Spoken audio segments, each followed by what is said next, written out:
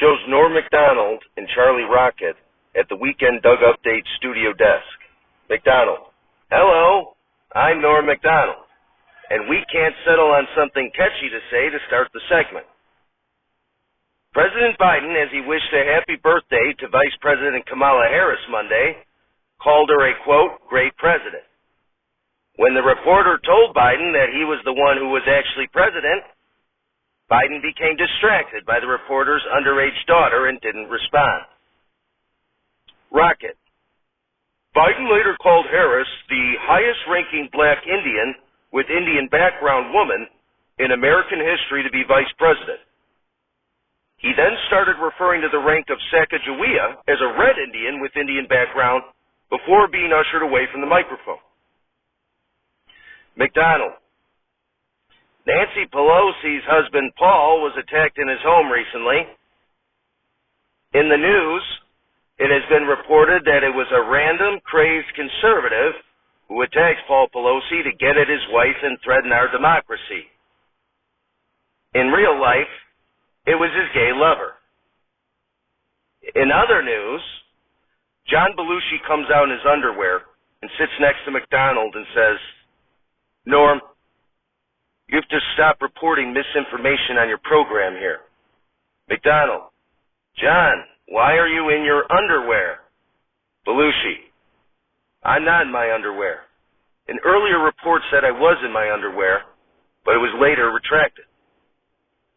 MacDonald: So why do you claim that the theory that Pelosi's attacker was his lover is misinformation? Belushi: That's easy, Norm. Just go to the dispatch call.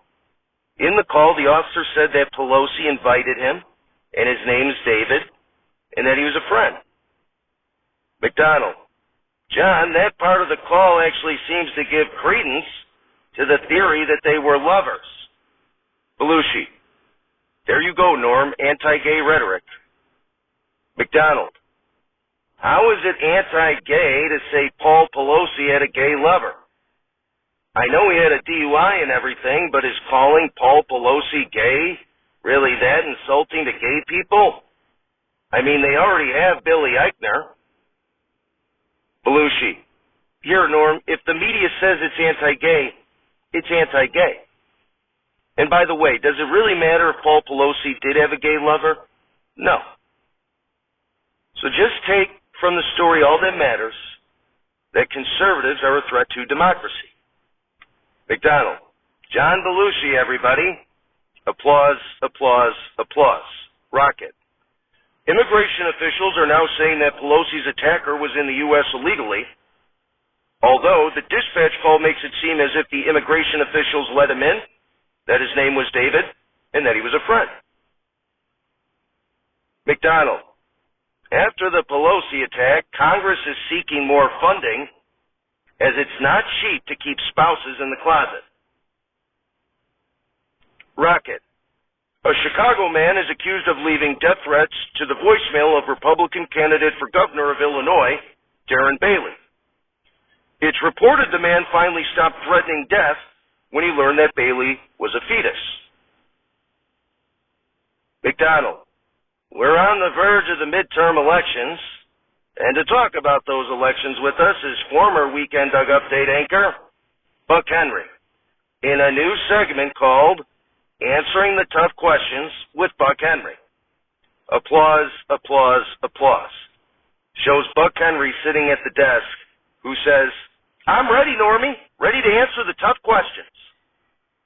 MacDonald: After all the uproar over the last election, along with economic problems related to inflation, how do you see the midterms playing out? Henry gets up from the desk and walks over to the stage where Ray Guy is standing. Henry: I'm glad you asked me that, Norm, and I'm going to answer that question with my friend here, the dearly departed NFL Hall of Fame punter, Ray Guy. Applause, applause, applause. Guy takes a football and punts it. MacDonald: Buck, I can't help but feel like you're punting on the question I asked. Henry: Nonsense, Norm. I'm just hanging out here with my pal Ray Guy. Guy waves. MacDonald: Very well, Buck.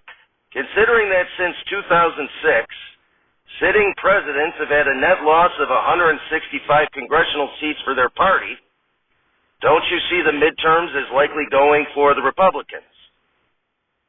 Henry tosses Guy a football and says, "Okay, Ray, show him what you got."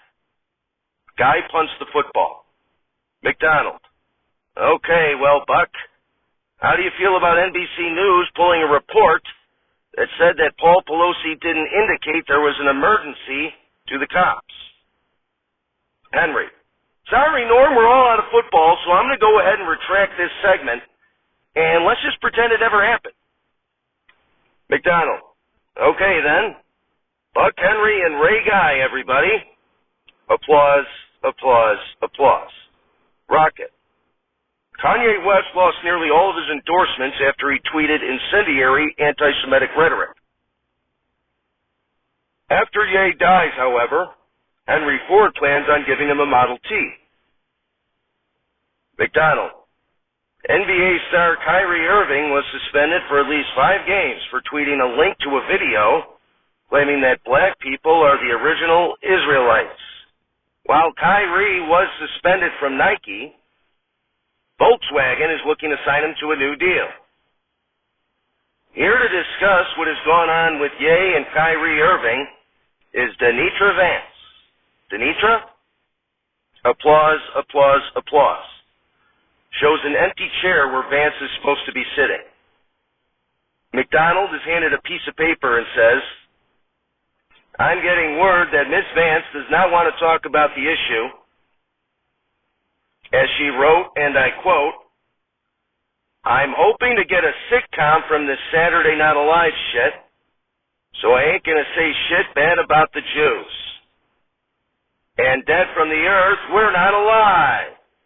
It's Saturday Night Alive, starring John Belushi, Chris Farley, Phil Hartman, Jan Hooks, Norm Macdonald, Gilda Radner, Denitra Vance, and many other special deceased contributors. Musical guest, Aaron Carter, and your host, Bernie Mac. Everybody, Bernie Mac." Applause, applause, applause. Mac. Thank you. Thank you. All right. You know, I hosted Saturday Night Live back in April of 2003, and I said then that everybody in the country was tense and on high alert. And 19 years later, it's the same shit. Back then, I'd see an old white lady on an elevator be concerned she was a terrorist. Now I'd be worried she'd be giving me COVID. You dare cough, old white lady? I don't know where you've been. Man, everyone is so tense about politics. And everybody got to show what side they on. Newsflash, people, the rest of us don't care what side you on. There's all these Twitter warriors who got to put their 2 cents in on every little thing. You should be saving those 2 cents so you can move out of your mom's basement. But I was born and raised a Democrat, but I'm a Republican when it comes to tax time.